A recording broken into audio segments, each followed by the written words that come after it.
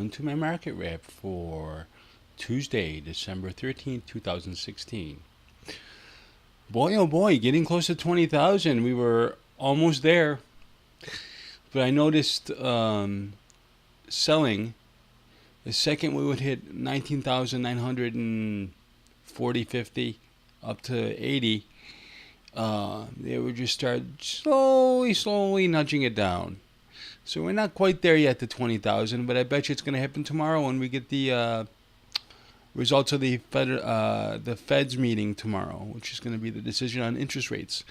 Expected 25 basis points. If you get that, expect at least at least at minimum 100-point rally, maybe probably 300 points based on what has happened in the past. So let's see what happens. So let's get on to today's statistics.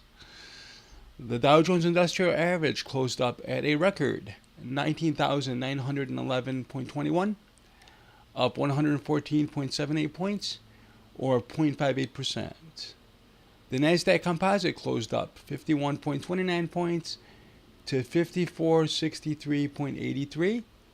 The S&P 500 closed up 14.76 points to 2271.72, up 0.65%.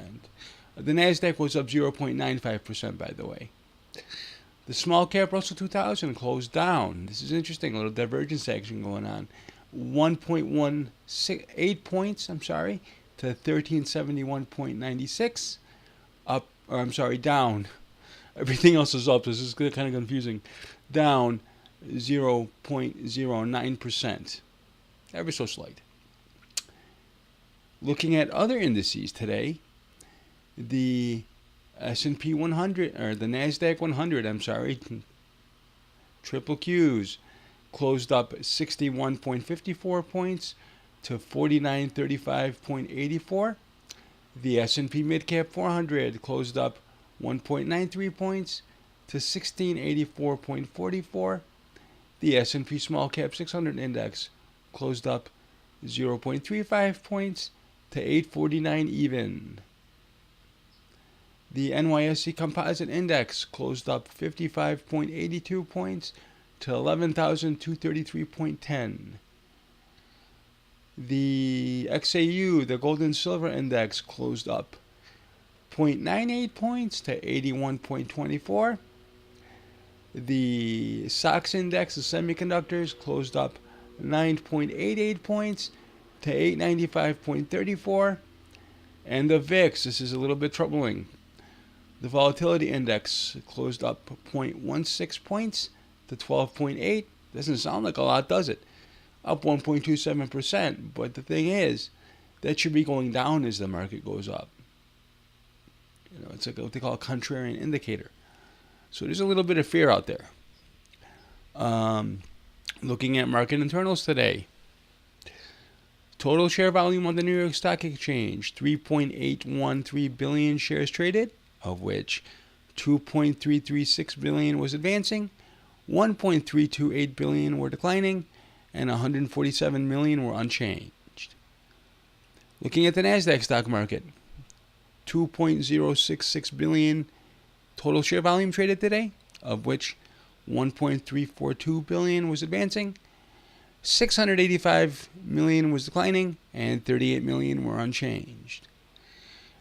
Looking at the NYSE market, or Amex, total share volume, 132 million shares traded, of which 50.8 billion was advancing, 75.1 million were declining, and 6.4 million were unchanged. That's quite interesting if you look at that. If you pay attention to those numbers, both the NYSE and the NASDAQ were ahead, pretty much 2-to-1 advancing volume versus declining. But if you look at the Amex, it had 50 million shares up and 75 million down. Interesting. Talk about sector rotation, huh? Going on to the advanced decline line or market breadth on the New York Stock Exchange. 1,809 issues were advancing, 1,232 issues were declining, and 82 issues were unchanged. On the NASDAQ, 1,606 issues were advancing, 1,275 were declining, and 140 issues were unchanged. Looking at the NYSE market, or AMEX, 173 issues were advancing. This is, again, another contrarian indicator. 151 were declining, so your market breadth, your advanced decline line, is in fact positive, but your volume's negative. Makes you think. 15 shares were unchanged, or 15 issues. That's very, very, very contrarian. That kind of stumped me, as you could probably tell in this recording. Makes you wonder. Anybody have any comments? Please let me know. It just could be that kind of day. Let's go on to the currencies and commodities section. Versus the US dollar, the euro, 1.0622, down 0.0013. Japanese yen, 115.20, up 0.17. And my favorite, the most beautiful currency in the world, the English pound, 1.2661, down 0.0016. The Australian dollar, 0.7499, up 0.0002.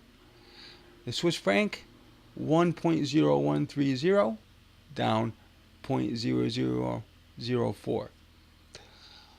Looking at the commodities complex, selected commodities on Globex. West Texas Intermediate crude, 52.83 in the Globex session, unchanged. Brent North Sea crude, 55.59, down 0.10 or 0.18%. Looking at gold, 1160.70, down $5.10 or 0.44%. Looking at silver, 16.975, down 0.212 or down 1.23%. Looking at Dow Jones futures, up 135 points to 19,850 56 or 0.67%. Looking at the S&P 500 future, up 17 points to 2267.50 or 0.76%. Looking at the 10-year bond, unchanged. Yield to maturity, 2.473%. This is going to be interesting to see because tomorrow's the Fed meeting. I'm calling 25 basis points. I'm calling a market rally. I'm also calling that if it's 50 basis points or greater for a market correction. Small correction. Doesn't have to be classified as a correction per se, but some selling. We're due. We're kind of overextended. So keep an eye out. Keep your eyes open, ears open. And I'll let you know what happens tomorrow after the Fed meeting, after the close of trade. We'll talk about it. Could be volatile. Could be exciting. Could be breaking a new millennia. We don't know. We shall see. Anyway, I want to wish everybody a good day. I will see you tomorrow. And please, if you find this channel useful, I encourage you to comment, like, share, and subscribe. I would want to see some feedback. Do you find this useful? Would you guys want me to do a live read during the day on YouTube? Let me know. And always, please, never give up on your dreams. Always persevere. If there's an obstacle, find a way around it. You'll get there. We can change this world together. Alrighty. I will talk to you guys again tomorrow, once again. And have a great evening. I will see you later on. And please support me on Patreon. Bye-bye, guys.